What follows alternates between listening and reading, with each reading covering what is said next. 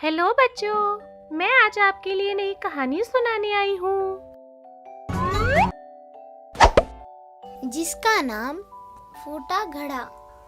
एक गांव में श्याम नाम का किसान था। उसका एक छोटा सा खेत था।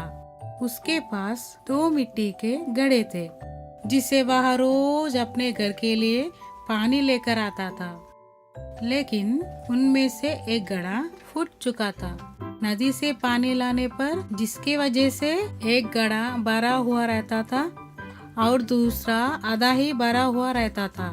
फूटा घड़ा बहुत शर्मिंदा रहता था कि वो आधा पानी ही घर पहुंचा पाता है। सही घड़े को इस बात का बहुत घमंड था कि वो पूरा का पूरा पानी घर पहुंचाता है।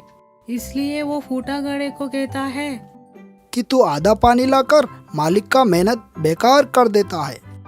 ये सुनकर फूटे घड़े को बहुत दुखी होता है। इस तरह दोनों घड़ों के बातें सुनकर श्याम फूटे घड़े को कहता है, तुम सिर्फ अपनी बुराई देख रहे हो, पर मैं शुरू से ही उस बुराई के साथ छिपी अच्छाई को भी देख रहा हूँ।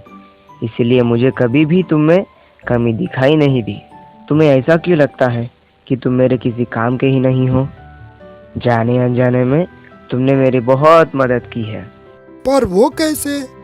हर रोज जब हम नदी से घर वापस आते हैं तो तुम्हारा आधा पानी उस जमीन पर गिरता है, जिससे वहाँ फूलों को उगने में मदद मिलता है। तो तुम कैसे कह सकते हो कि तुम मेरे किसी काम के ही नहीं हो?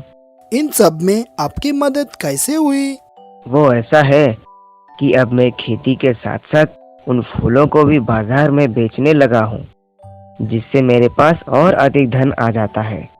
उस धन से मैं खेत के लिए ज्यादा और अच्छे बीज खरीद लेता हूँ। ये सब तुम्हारे वजह से ही हो पाया है। इसीलिए तुम आज के बाद अपने आप को कभी भी कम मत समझना।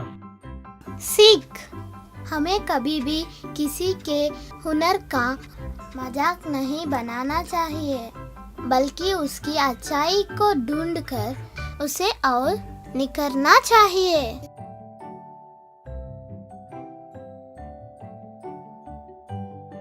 दोस्तों, ऐसे ही प्यारी प्यारी कहानी देखने के लिए हमारे चैनल को सब्सक्राइब करिए।